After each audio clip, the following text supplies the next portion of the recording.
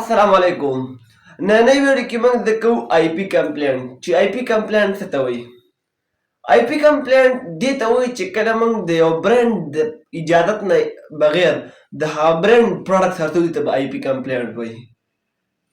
کله چې یو برند یو پروډکټ تیار کړي په خپله باندې او هغه موږ خرڅوو نو موږ به د هغه نه اجازت غواړو. خو هغه موږ په امازون باندې خرڅوو او که داسې خرڅوو موږ به د هغه برند نه اجازت غواړو چې زه دا پروډکټ ستا خرڅوم. فرض کړه برند یو پروډکټ جوړ کړی د خپل ذهن مطابق. لومړی پېژنو چې د آی پي څه مطلب دی. آی مطلب د انټلیکچوال، پي مطلب د پراپرټیز. انټلیکچوال وایي دماغي، ذهني، چې هر ذهن سره تعلق ساتي. فرض کړه یو کس دی د هغه د خپل ذهن مطابق یو پروډکټ تیار کړو. څه شو؟ دا د خپل ذهن مطابق تیار کړو، انټلیکچوال شو. پراپرټي دا د چې کوم پروډکټ تیار کړو دا د جایداد شو. یو جایداد خو زمونږ ګاډی دی، زمونږ ځمکې دي، زمونږ کور دی، دا یو جایداد زمونږ دا دی. خو بل جایداد زمونږ هغه دی چې هغه زمونږ د ذهن سره تعلق ساتي. لکه موږ د خپل ذهن مطابق یو پروډکټ تیار کړو نو دا زمونږ څه شو؟ دا زمونږ انټلیکچوال پراپرټي شوه. هر یو شي چې موږ د خپل ذهن مطابق تیار کړو ته به وایي انټلیکچوال پراپرټي.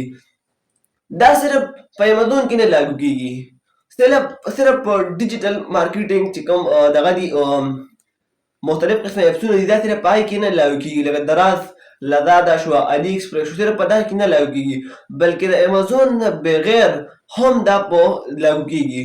لکه په تاسو یو اګزامپل درکوم، د اسټرالیا چې کوم یونیورسټي د اکسفورډ د هغې بکس ډېر زیات ګران دي، انتهایي ګران دي، د هر چا د اخیستو وس ورته نشته.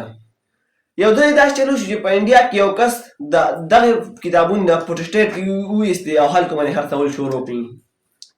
وخت تېرېدو سره د اکسفورډ یونیورسټي ته پته ولګېدله چې زما دا کتابونه چې زما انټلیکچوال پراپرټي ده، زما د خپل ذهن مطابق لیکلي دي او دا فوټوسټیټ والی خرڅوي.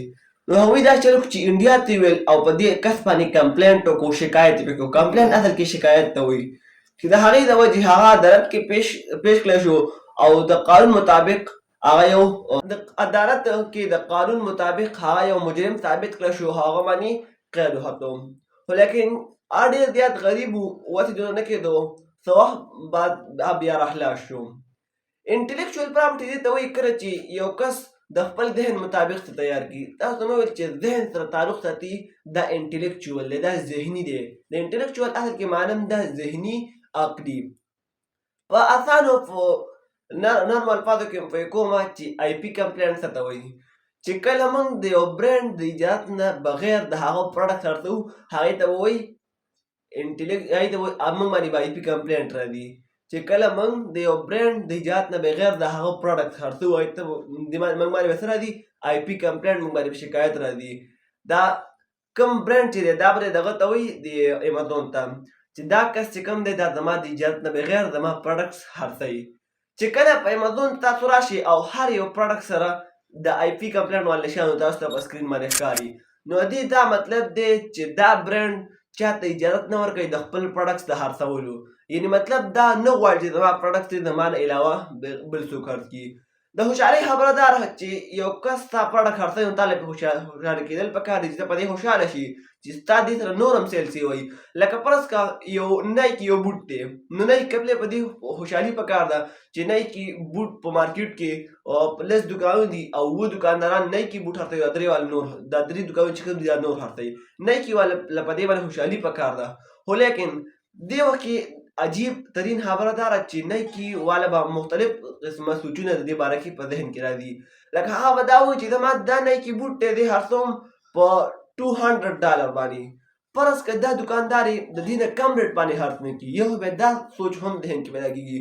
بل سوچ بیا دا ذهن کې هم پیدا کېږي چې فرض که زما د بوټ ښه کوالټۍ والا یو دا چاله خراب کوالټۍ والا ورنه کړي، نو دې د وجې هغوی خلکو په تا باندې به آی پي کمپلینټ کوي کله چې د هغوی د اجازت نه بغیر دا پروډکټ خرڅول شروع کړي.